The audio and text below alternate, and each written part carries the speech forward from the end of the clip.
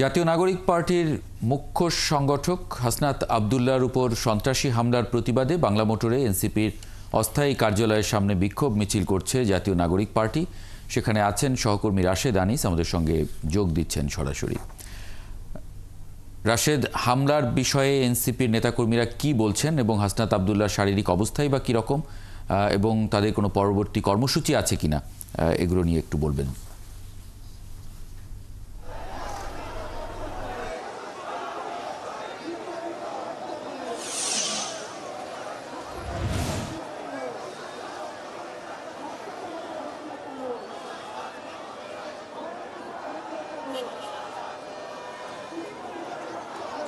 মাহবুব, পরবর্তী কর্মসূচি যে কর্মসূচির কথা বলছিলেন সেই কর্মসূচি কিন্তু এখনই শুরু হয়ে গেছে এবং এখন কিন্তু যে বিক্ষোভ মিছিলটি দেখছেন আমার ঠিক পেছনে, বিক্ষোভ মিছিলটি কিন্তু শুরু হয়ে গেছে। বাংলা মোটরে যে রূপায়ণ টাওয়ার অস্থায়ী কার্যালয় রয়েছে এনসিপি, সেই অস্থায়ী কার্যালয়ের সামনে কিন্তু বিক্ষোভ মিছিলটি শুরু হয়েছে। মূলত আপনি যেটি বলছিলেন যে 10-12 জন সন্ত্রাসী ধারা হাসনাত আব্দুল্লাহর গাড়ির উপর হামলা হয়েছে, সেখানে কিন্তু শুধুমাত্র হাসনাত আব্দুল্লাহ এবং গাড়ির চালক ছিলেন এবং তার উপর যখন হামলা করা হয় তখন কিন্তু ধারালো অস্ত্র দিয়ে গাড়ির উপর আঘাত হানা হয় এবং এতে গাড়ির ব্যাপক ক্ষয়ক্ষতিও হয় এবং হাসনাত আব্দুল্লাহর হাত কেটে যায়।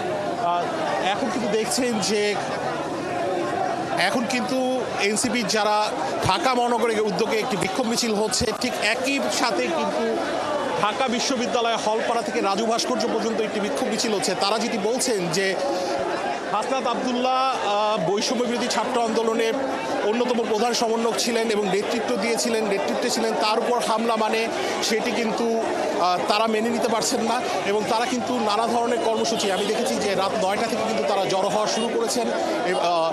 এনসিপির ঢাকা মহানগরের নেতাকর্মীরা জড়ো হওয়া শুরু করেছেন এবং তারা কিন্তু এখন বিক্ষোভ মিছিল করে শাহবাগের দিকে যাচ্ছেন। সামনের সারিতে নারীদেরকে রাখা হয়েছে এবং তার পেছনে কিন্তু এনসিপির যারা অন্যান্য নেতাকর্মীরা রয়েছে তারা কিন্তু দাঁড়াচ্ছেন এবং তারা কিন্তু দাঁড়িয়েছেন। মূলত তারা যে বিষয়টি বলছেন যে হাসনাত আব্দুল্লাহর উপর যে হামলা হয়েছে সে কারণে কিন্তু তারা 24 ঘন্টার মতো একটি আলটিমেটাম দিচ্ছেন।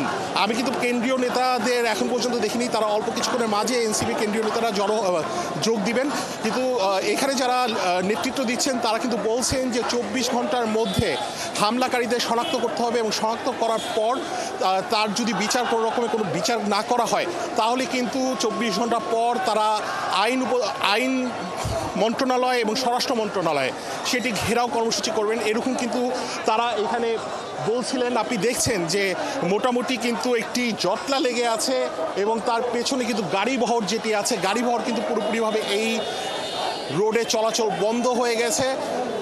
মূলত তারা কিন্তু বলছেন যে হাসনাত আব্দুল্লাহর উপর যে হামলা করা হয়েছে, হামলার পর সেখানে কিন্তু তাদের যারা নেতাকর্মীরা ছিলেন তারা তৎক্ষণাৎ সেই জায়গায় চলে যাওয়ার পর প্রশাসনের সহযোগিতায় হাসনাত আব্দুল্লাহ নিরাপদে পৌঁছেন এবং এখন ঢাকার পথে, অর্থাৎ আধা ঘন্টা থেকে 40 মিনিট আগে তিনি ঢাকার পথে রওনা দিয়েছেন, এরকমটি আমরা শুনেছি।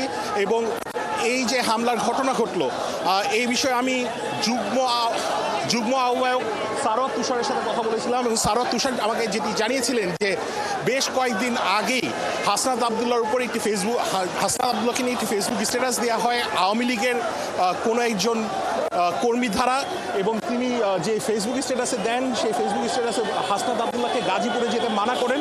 হাসনাত আব্দুল্লাহ যদি গাজীপুরে দিকে যান তাহলে তার উপর হামলা চালানো হবে এবং তারা ধারণা করছেন যে সেই ফেসবুক স্ট্যাটাসকে কেন্দ্র করেই হামলার ঘটনা ঘটে থাকতে পারে এবং আওয়ামী লীগ সন্ত্রাসী ধারাই তারা যেটি বলছেন যে আওয়ামী লীগ সন্ত্রাসী ধারাই হাসনাত আব্দুল্লাহ হামলার শিকার হয়েছেন, এমনটি কিন্তু তারা বলছেন। আমরা চেষ্টা করব কয়েকজনের সাথে কথা বলার জন্য, আমরা চেষ্টা করব। আপনারা মিছিলে দাঁড়িয়েছেন, আমরা হাসনাতের উপরে যে এই ধরনের পরিকল্পিত হামলা, সেই হামলার আমরা বিচার চাই। আমরা এই ধরনের কোনো হামলা যেন এনসিপির কোনো নেতাকর্মীর উপরে না হয়, এই কারণে আজকে আমাদের এই বিক্ষোভ মিছিল। দ্বিতীয়বার যেন এইরকম কেউ সাহস না পায় আমাদের বিরুদ্ধে রুখে দাঁড়ানোর, এই জন্য এই মিছিলটা করা হইতাছে। এবং হাসনাত ভাই ন্যাশনাল লিডার, আমরা সবাই জানি, ওনার গায়ে যে হাত তুলছে তার হাত আমরা ভেঙে দেব ইনশাল্লাহ। একটু আগে হলো ঘোষণা আসছিল যে স্বরাষ্ট্র মন্ত্রণালয় 24 ঘন্টা আলটিমেটাম দেওয়া হয়েছে, স্বরাষ্ট্র মন্ত্রণালয় আইন মন্ত্রণালয় হলো ঘেরাও কর্মসূচি করা হবে, এরকম একটা ঘোষণা আসছে। না, আমাদের যারা সন্ত্রাসী বাহিনী আমাদের ভাই হাসনাদের উপর হামলা করেছে তাদেরকে যদি বিচার না আনা হয়, আমরা স্বরাষ্ট্রমন্ত্রী আইনমন্ত্রী আমরা কাউকে চিনব না। আমাদের বিচার করতে হবে। হাসনাত ভাইকে আমাদের যে রক্তাক্ত করা হয়েছে, এই যে গাজীপুরে যে রক্তাক্ত করা হয়েছে তার আমরা বিচার করে ছাড়বো। যতক্ষণ না বিচার করা হচ্ছে আমরা এই মিছিল এবং বিক্ষোভ সমাবেশ চালিয়ে যাব। আপনারা এখন কোথায় যাচ্ছেন? বাংলা মোটর থেকে শুরু করে এখন কোথায় যাচ্ছেন? আমরা এখন শাহবাগ প্রদক্ষিণ করে তারপর আমরা আবার এদিকে আসবো। বাংলা মোটর এসে আমরা আমাদের বক্তৃতা দিব। আপনাদের কেন্দ্রীয় নেতারা কোথায়? প্রধান বা শীর্ষ নেতারা কোথায়?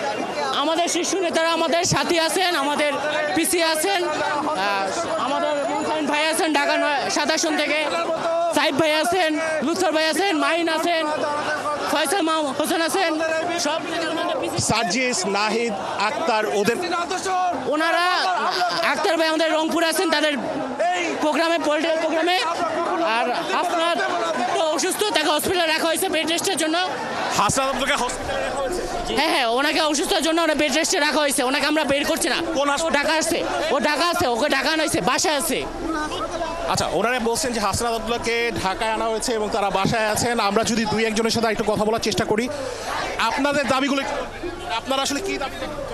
আমরা হাসনাতের উপরে যে সন্ত্রাসী হামলা হলো, ওকে হঠাৎ করে এরকম আমরা সবাই